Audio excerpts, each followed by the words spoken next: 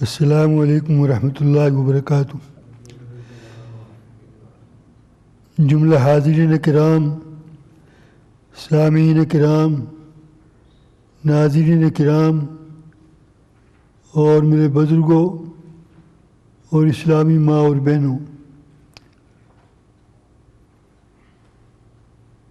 اللہ تبارک و تعالیٰ کا ہم سب پر اتنا بڑا احسان ہے کہ حضرت ابراہیم علیہ السلام کی دعا کی برکت سے اللہ تبارک و تعالیٰ نے ہمارے اندر آقا نامدار سرور کائنات تاجدار مدینہ احمد مجتبیٰ محمد مصطفیٰ صلی اللہ علیہ وسلم کو جلوہ افروز فرمایا۔ کیوں فرمایا؟ ہماری اور آپ کی ہدایت کے لیے۔ اور خود اللہ جل شانہ نے یہ اعلان فرما دیا، یہ اعلان ساری زندگی یاد رکھنے کے قابل ہے، اور اس اعلان کو دنیا کے چپے چپے پر پہنچانے کی ضرورت ہے۔ اعلان کیا فرمایا؟ نکالیے سپارہ 3 آیت نمبر 31 سورہ آل عمران۔ سورہ آل عمران کی آیت نمبر 31 میں یہ ارشاد ہے،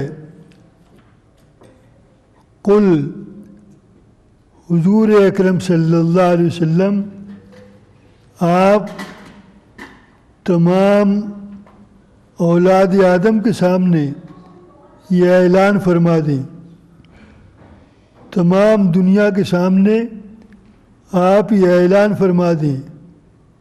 کیا اعلان فرما دیں؟ ان کنتم تحبون اللہ، اگر تم اللہ جل شانہ سے محبت کرنا چاہتے ہو، اللہ جل جلالہ سے اگر تم تعلق پیدا کرنا چاہتے ہو، اللہ جل شانہ سے اگر تم قریب ہونا چاہتے ہو، تو کیا ہوگا؟ فاتبعونی، تو کیسے قریب ہوگے، کیسی محبت کرو گے؟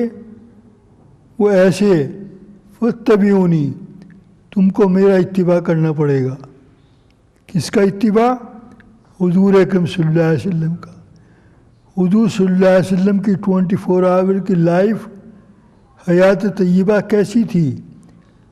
دن کیسے گزرتا تھا، رات کیسے گزرتی تھی، صبح کیسے گزرتا تھا، شام کیسے گزرتی تھی، گرمی کیسے گزرتی تھی، سردی کیسے گزرتی تھی، تندرستی کیسے گزرتی تھی، بیماری کیسے گزرتی تھی، 24 آور کی لائف حضور صلی اللہ علیہ وسلم کی کیسی تھی، اس طریقے پر ہم کو اپنی لائف بنانی پڑے گی۔ آپ صلی اللہ علیہ وسلم کا چلنا پھرنا، اٹھنا بیٹھنا، سونا جاگنا، کھانا پینا، ہر چیز حضور صلی اللہ علیہ وسلم کیسے کرتے تھے، اس کی 2 کاپی ہم کو کرنی پڑے گی۔ فرمایا، قل ان کنتم تحبون اللہ فاتبعونی، اگر تم اللہ سے قریب ہونا چاہتے ہو، اللہ تبارک و تعالیٰ سے تعلق پیدا کرنا چاہتے ہو، اللہ تبارک و تعالیٰ سے محبت کرنا چاہتے ہو، فاتبعونی، تو تمہیں میرا اتباع کرنا پڑے گا۔ میں جس طریقے پر چلتا ہوں اس طریقے پر چلنا ہوگا، کیونکہ میرا چلنا وہی طریقے پر ہے جو اللہ تبارک و تعالیٰ چاہتے ہیں۔ اگر تم نے یہ طریقہ اختیار کیا، یحببکم اللہ، پھر اللہ تبارک و تعالیٰ تم سے محبت کرنے لگیں گے، یحببکم اللہ، اور پھر محبت جب کرنے لگیں تو کیا ہوگا؟ اللہ نے کہا کہ میرے رسول کا اتباع کرو جب تم مجھ سے محبت کر سکتے ہو، اور رسول کے اتباع کے بغیر، رسول اللہ صلی اللہ علیہ وسلم پر ایمان لائے بغیر، رسول اکرم صلی اللہ علیہ وسلم کے نقش قدم پر چلنے کے بغیر تم میرے قریب ہو جاؤ گے؟ ہرگز نہیں۔ اگر تم نے میرے نبی کا اتباع کیا، ان کی تعلیمات کو اپنایا، ان کی حدیثوں کو اپنایا، اور میں نے جو قرآن نازل کیا حضور صلی اللہ علیہ وسلم پر، اس کو تم نے سیکھا، اس کو تم نے پڑھا، اس پر تم ایمان لائے اور اس پر تم نے عمل کیا۔ جب تم نے قرآن کا حق ادا کیا اور میرے نبی کا حق ادا کیا تو تم نے یہ کیا جو میں چاہتا تھا۔ اب میں تمہارے ساتھ کیا کروں گا؟ نمبر 1، میں تمہارے ساتھ محبت کرنے لگوں گا۔ نمبر 2، اور کیا کروں گا؟ دیکھو قرآن، یغفر لکم ذنوبکم، جتنے گناہ کر بیٹھے ہو میں تمہارے تمام گناہ معاف کر دوں گا۔ یغفر لکم ذنوب، واللہ غفور الرحیم، اللہ تبارک و تعالیٰ تو ہیں ہی مغفرت کرنے والے اور رحم کرنے والے۔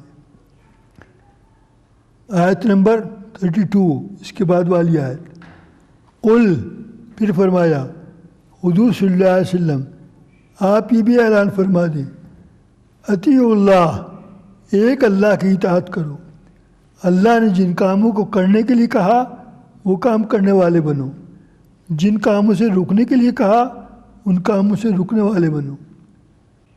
قل اطیعوا اللہ، یہ اللہ کی اطاعت ہے، والرسول، اور رسول اکرم صلی اللہ علیہ وسلم کی اطاعت ہے۔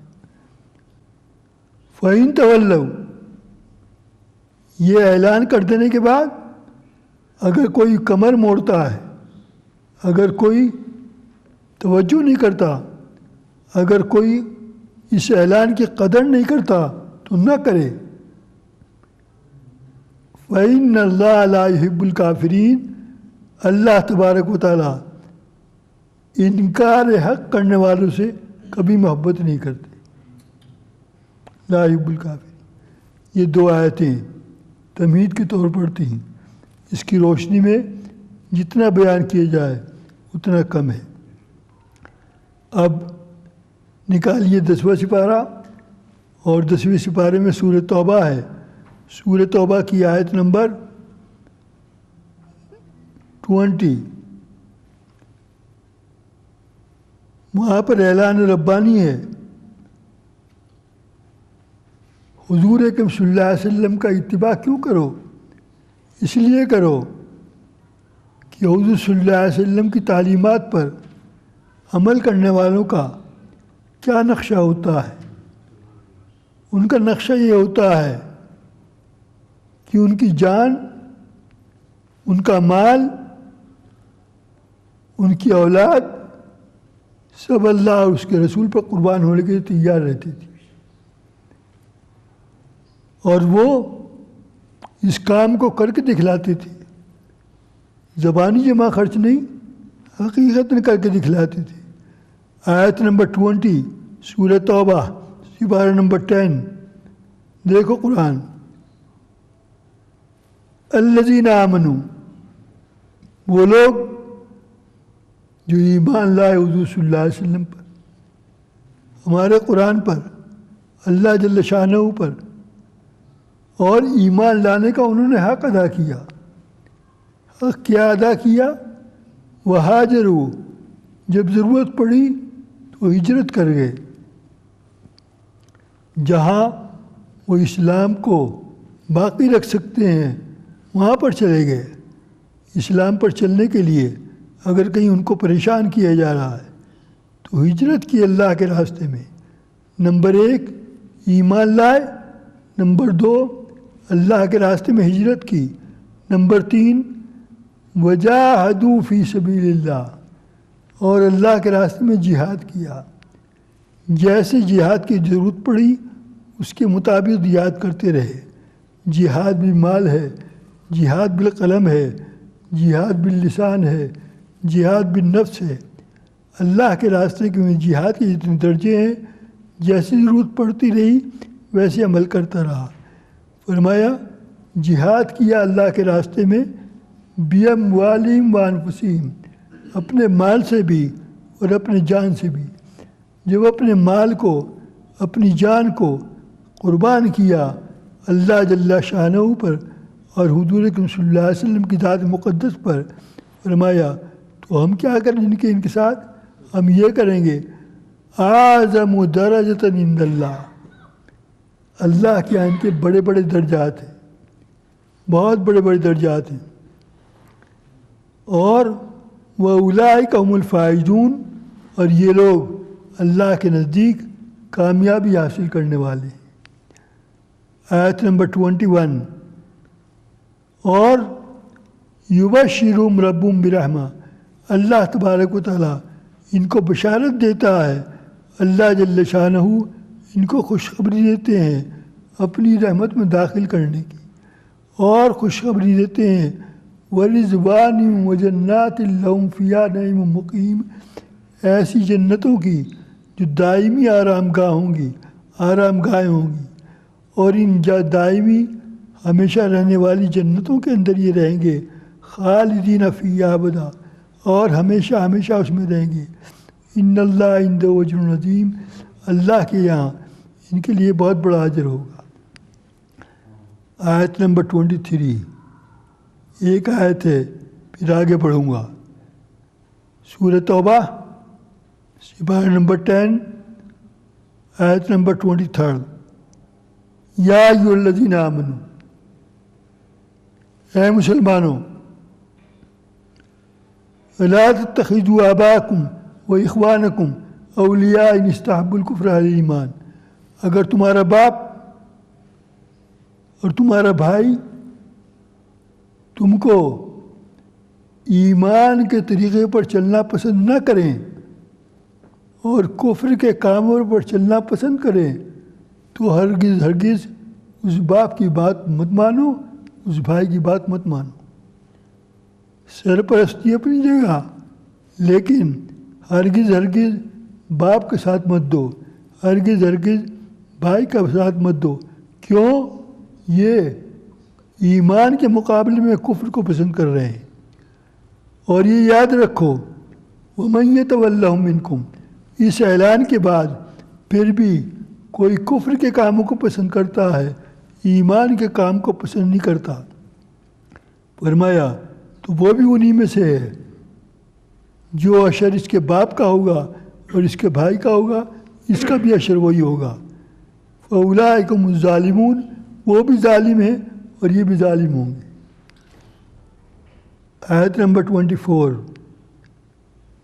قل، حضور اکرم صلی اللہ علیہ وسلم آپ یہ فرما دیں، ان کان آباؤکم، اگر تمہارے ابا جان، و ابناؤکم، اور تمہارے بیٹے، و اخوانکم، اور تمہارے بھائی، و ازواجکم، اور تمہاری بیویاں، و عشیرتکم، اور تمہارا سارا خاندان، و اموال اقترفتموہا تجارت تخشون کسادہا، اور تمہارے وہ مال جن سے تم بزنس کرتے ہو اور اس بزنس میں کبھی نقصان کبھی نفع اٹھاتے رہتے ہو، اور وہ مساکن ترضونہا، اور تمہارے وہ مکان جو تو نے بڑی محنت کر کے رہنے کے لیے بنائے ہیں اپنی پسند کے، احب الیکم من اللہ و رسولی، یہ سب چیزیں اگر تمہیں محبوب ہیں اللہ سے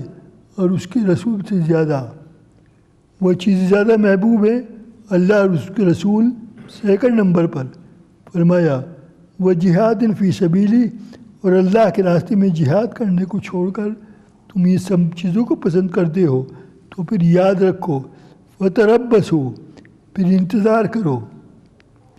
کس بات کا انتظار کرو؟ حتیٰ یاتی اللہ بامرہ، یہاں تک کہ اللہ کا حکم آ جائے۔ ان واللہ لا یہدی القوم الفاسقین، اللہ تبارک و تعالیٰ انکار حق کرنے والوں کو، نافرمانی کرنے والوں کو، گناہ کرنے والوں کو، فاسق بننے والوں کو کبھی پسند نہیں کرتا اور کبھی ہدایت نہیں دیتا۔ یہ تھی تمہید کے طور پر چند آیتیں۔ اس کے بعد ایک دو واقعات اور بیان کرنے تھے صحابہ کرام کے، دیر ہو جائے گی، آگے چلتا ہوں، ایک واقعہ بیان کر دوں۔ حضرات صحابہ کرام کی شان کیا تھی، خود صلی اللہ علیہ وسلم کا طریقہ عمل کیا تھا۔ فار ایگزامپل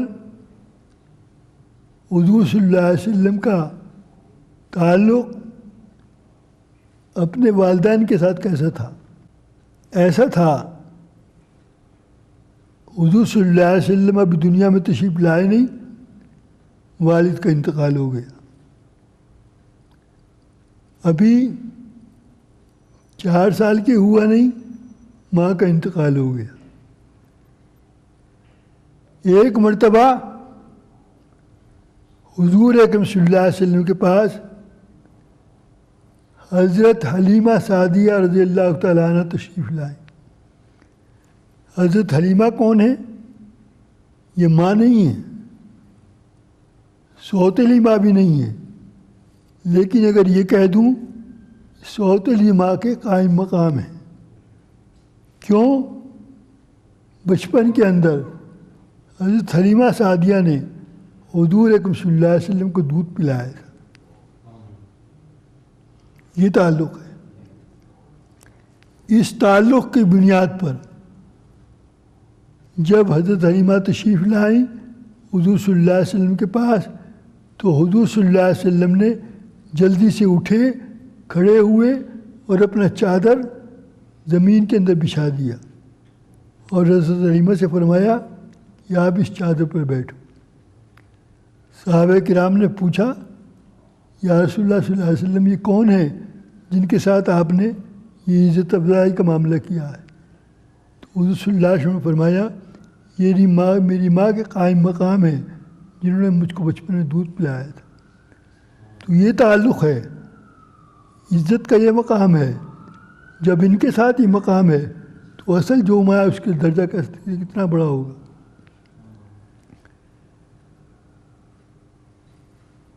دوسری مثال حضرت اویس قرنی رضی اللہ تعالیٰ عنہ، یہ حضور صلی اللہ علیہ وسلم پر جو ایمان لائے تو حضور اکرم صلی اللہ علیہ وسلم کے پاس جانا چاہتے تھے، تھوڑی دیر کے لیے ایمان لائے، مسلمان ہو گئے، حضور صلی اللہ علیہ وسلم کی خدمت میں جانا چاہتے ہیں لیکن جا نہیں سکتے۔ کیوں جا نہیں سکتے؟ کہ ان کی والدہ کی طبیعت بہت خراب ہے، ان کی ماں بہت بیمار ہے، اتنی بیمار ہیں چھوڑ کر جاتے ہوئے ڈر لگتا ہے، نہ معلوم میرے پیچھے کیا ہو جائے۔ آخر نہیں گئے۔ جب حضور صلی اللہ علیہ وسلم کو معلوم ہوا تو حضور صلی اللہ علیہ وسلم نے فرمایا کہ واقعی انہوں نے ماں کا حق ادا کیا ہے، اور ماں کا درجہ یہی ہے کہ تمام کام چھوڑ دیے جائیں اور ماں باپ کی عزت افزائی کی جائے۔ تو یہ چند مثالیں تھیں حضرات صحابہ کرام رضوان اللہ تعالیٰ علیہ مجمعین کی۔ آپ کو یاد ہوگا پچھلے درس میں سورہ ابراہیم ختم ہوئی تھی اور یہ کہہ کر ختم ہوئی تھی، آیت نمبر 48 سورہ ابراہیم کیا کہہ کر ختم ہوئی تھی؟ یہ کہہ کر ایک دن ایسا آنے والا ہے یہ زمین دوسری زمین سے بدل دی جائے گی، یہ آسمان دوسرے آسمانوں سے بدل دیا جائے گا، اور ایک اللہ کی جو بڑا زبردست ہے اور اکیلا طاقتور ہے اسی کی حکومت ہوگی، اسی کے سامنے سب کو سر جھکا کر کھڑا ہونا ہوگا، اور ان کے کرتے آگ کے بنے ہوئے ہوں گے اور آگ کی لپٹیں ان کے چہروں کو جھلس ڈالے گی۔ آیت نمبر 50، آیت نمبر 49 تھی یہ، آیت نمبر 50۔ اور اس کے بعد ہر انسان کو اس کے کیے کا بدلہ دیا جائے گا۔ ان اللہ سریع الحساب، اللہ تبارک و تعالیٰ بہت جلدی حساب لینے والے ہیں۔ آیت نمبر 52، ھذا بلاغ للناس، یہ بات لوگوں تک پہنچا دو، وَلِيُنذِرُوا بِهِ، اور اللہ سے ڈرنے والے بنو، وَلِيَعْلَمُوا أَنَّمَا هُوَ إِلَٰهٌ وَاحِدٌ، یقین رکھو اللہ جل شانہ کی ذات ایک ہی ہے، اور وَلِيَذَّكَّرَ أُولُو الْأَلْبَابِ، ان باتوں سے کوئی نصیحت حاصل نہیں کرتا سوائے عقل مند لوگوں کے۔ یہاں سورہ ابراہیم ختم ہو گئی تھی۔ بحمد اللہ 13 سپارے پورے ہو گئے اور آج سپارہ نمبر 14 شروع ہو رہا ہے۔ سورہ ہجر، یہ سورت نمبر 15 ہے۔ اس سورت کا نام سورہ ہجر کیوں ہے؟ اس سورت کی آیت نمبر 80 کے اندر ایک لفظ آئے گا، کذب اصحاب الحجر المرسلین، اصحاب الحجر نے جھٹلایا نبیوں کو۔ ہجر ایک وادی کا نام ہے، اس ہجر وادی کی نسبت سے اس کا نام سورہ ہجر رکھا گیا۔ فرمایا یہ کہاں نازل ہوئی؟ مکہ معظمہ میں۔ اس میں آیتیں کتنی ہیں؟ 99۔ اس میں رکوع کتنے ہیں؟ 6 رکوع ہیں اور 654 کلمات ہیں اس سورت کے اندر۔ اب شروع کرتا ہوں۔ پہلی آیت سورہ ہجر کی، الف لام را، اس کا ترجمہ اللہ کو معلوم ہے، یہ حروف مقطعات میں سے ہے۔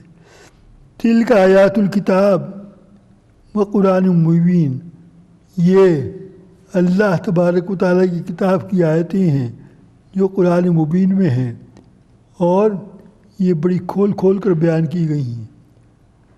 آیت نمبر 2، ربما یود الذین کفروا لو کانوا مسلمین، ایک دن ایسا آنے والا ہے۔ کیسا آنے والا ہے؟ کافر یہ تمنا کریں گے کاش ہم بھی مسلمان ہوتے، مسلمان بنے نہیں، کاش ہم بھی مسلمان ہوتے۔ ذرہم یاکلوا، چھوڑ دو ان کو، یہ کھاتے پیتے رہیں، ویتمتعوا، اور ایک دوسرے سے فائدوں پر فائدے اٹھاتے رہیں، ویلہم الامل، اور جو امیدیں انہوں نے باندھ رکھی ہیں ان امیدوں میں پڑے رہیں۔ فسوف یعلمون، اس کا انداز، ان کا رزلٹ ان کو بہت جلدی معلوم ہو جائے گا۔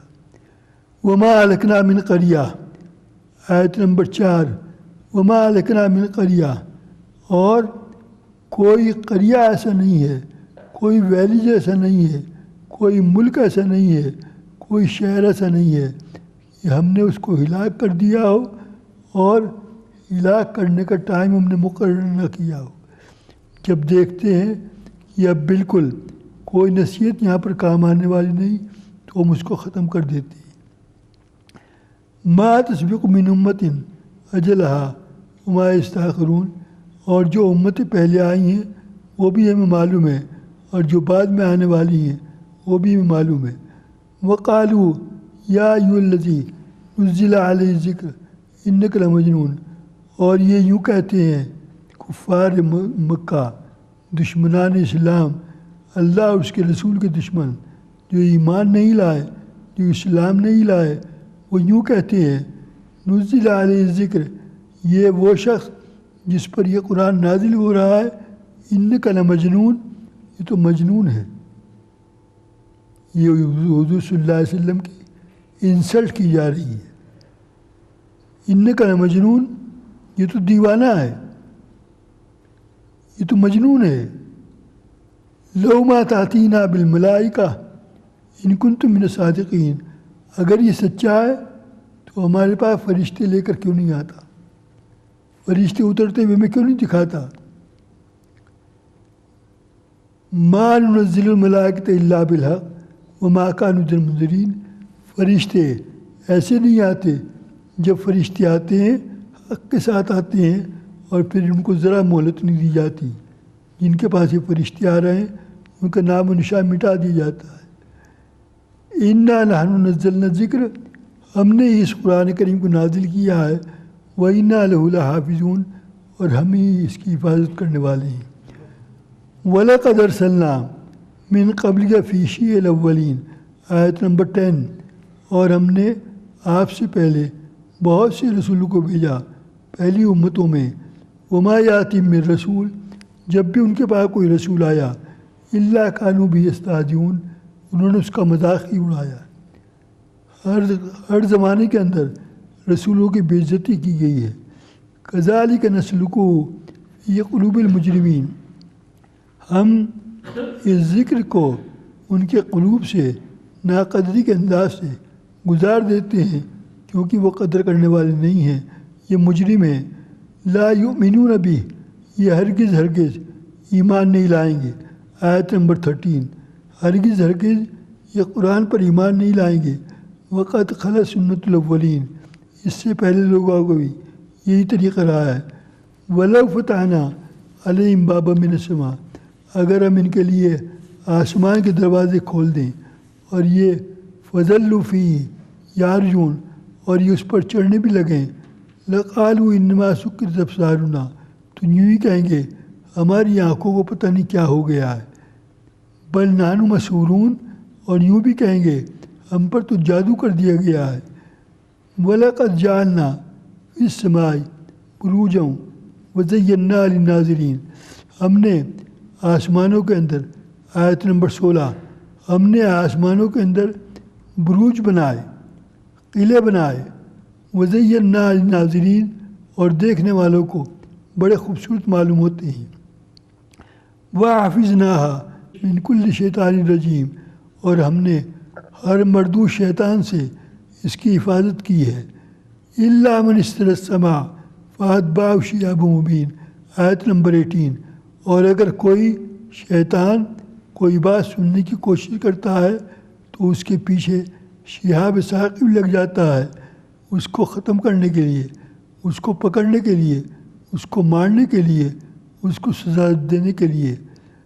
اور آیت نمبر 19، وَالْأَرْضَ مَدَدْنَاهَا وَأَلْقَيْنَا فِيهَا رَوَاسِيَ، ہم نے زمین کو بنایا، ہم نے زمین کو پھیلایا، اور اس زمین کے اوپر وَأَلْقَيْنَا فِيهَا رَوَاسِيَ، ہم نے پہاڑوں کو پھیلا دیا، جما دیا۔ وَأَنبَتْنَا فِيهَا مِنْ كُلِّ شَيْءٍ مَوْزُونٍ، اور ہم نے بہت سی چیزیں اس زمین میں تمہارے لیے ایک انداز کے مطابق اگائیں، کھانے پینے کی اور بہت سے سامان کی۔ آیت نمبر 20، وَجَعَلْنَا لَكُمْ فِيهَا مَعَائِشَ، تمہاری زندگی گزارنے کے بہت سے سامان ہم نے اس میں پیدا کیے۔ وَمَن لَّسْتُمْ لَهُ بِرَازِقِينَ، تم رازق نہیں ہو، رزاق ہم ہی ہیں، رزق دینے والے سب کو ہم ہی ہیں۔ رزق کی بہت سی چیزیں ہم زمین سے پیدا کرتے ہیں۔ آیت نمبر 21، وَإِن مِّن شَيْءٍ إِلَّا عِندَنَا خَزَائِنُهُ، ہمارے پاس تمام چیزوں کے خزانے ہیں۔ وَمَا نُنَزِّلُهُ إِلَّا بِقَدَرٍ مَعْلُومٍ، اور ہم ایک انداز کے مطابق ان خزانوں کو نازل کرتے رہتے ہیں۔ آیت نمبر 22، وَأَرْسَلْنَا الرِّيَاحَ لَوَاقِحَ فَأَنزَلْنَا مِنَ السَّمَاءِ مَاءً، اور ہم نے آسمان سے بہت خوبصورت قسم کی ہوائیں بھیجی۔ فَأَنزَلْنَا مِنَ السَّمَاءِ مَاءً، ہواؤں کو بھیجنے کے بعد ہم نے آسمان سے پانی برسایا۔ فَأَسْقَيْنَاكُمُوهُ، جس کو تم پیتے ہو۔ وَمَا أَنْتُمْ لَهُ بِخَازِنِينَ، اور اس کے خزانے تمہارے پاس نہیں، ہمارے پاس ہیں۔ آیت نمبر 23، وَإِنَّا لَنَحْنُ نُحْيِي وَنُمِيتُ، ہم ہی تم کو زندہ کرتے ہیں اور ہم ہی تم کو مارتے ہیں، اور مارنے کے بعد وَنَحْنُ الْوَارِثُونَ، ہم ہی وارث رہیں گے تمہارے۔ وَلَقَدْ عَلِمْنَا الْمُسْتَقْدِمِينَ مِنْكُمْ وَلَقَدْ عَلِمْنَا الْمُسْتَأْخِرِينَ، پہلے لوگوں نے کیا کیا اس کو بھی ہم جانتے ہیں۔ وَلَقَدْ عَلِمْنَا الْمُسْتَأْخِرِينَ، اور بعد والے لوگوں کو بھی ہم جانتے ہیں۔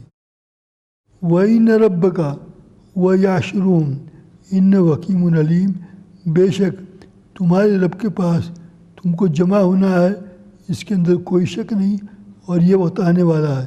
کیوں؟ إِنَّهُ حَكِيمٌ عَلِيمٌ، وہ بڑا حکمت والا بھی ہے اور جاننے والا بھی ہے۔ وآخر دعوانا ان الحمد للہ۔